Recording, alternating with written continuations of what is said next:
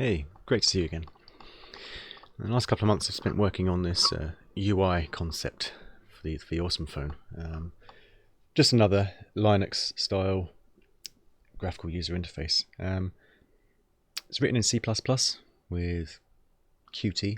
Well, it's Qt6 compatible as well, but I'm using Qt5 at the moment. I'm quite happy with it. It's very quick, very lightweight. Even running on a Raspberry Pi 3B, it's still only using 200 megabytes of RAM. Yeah, it's pretty quick. Here, take a look. This is the lock screen we've got. It's a simple swipe up to unlock. The pattern input, the grid reshuffles every single time it opens.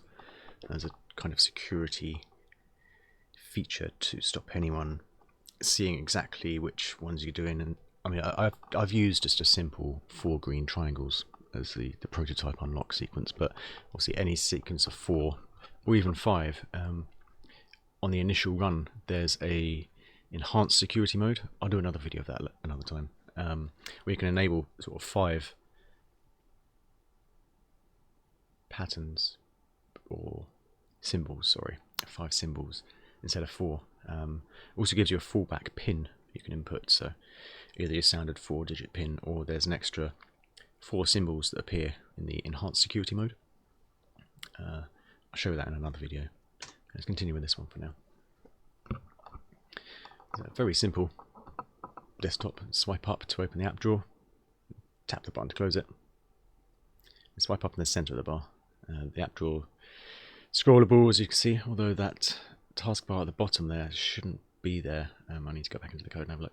You swipe the button up to go to the quick toggles. You've got Wi-Fi, Bluetooth, GPS, mobile data, battery saver. Tap each one, drops down and gives you a little expandable card with more info. Green lights are toggles, you can see. Grey means disabled because it's not there, or not installed, or not set up properly yet. Little brightness side at the top. Again, you can pull down on the button, it brings you back to the app drawer. It's not implemented yet, but I've got a right and a left screen as well. Any ideas what I could put on there, just let me know. I'm thinking maybe a web search on the left. Yeah, you can pull down from the top as well to quick settings, quickly launch the quick settings. Although there's nothing open, we've got a running tasks on the left and a notifications tab on the right. I'm going to quickly launch files, and I'm going to show you the running tasks or quick switch application. Why is it not working? Hold on, what's going on? My finger. Oh, there we go. Yeah, so it just comes up in a little list and you tap to close or tap away. File browser I made, it's nice and quick because I found the traditional Dolphin and the other browsers took so long to load just on the Raspberry Pi 3B, so it's a quick preview of the settings app. It's a few days behind these versions. A lot of things have changed, but I'll show you HTOP. You can see it's using very little resources. I'm going to show you. Got a settings gallery there. So we go to settings and let's have a look at the display. Oh, okay, yeah, it's not implemented yet.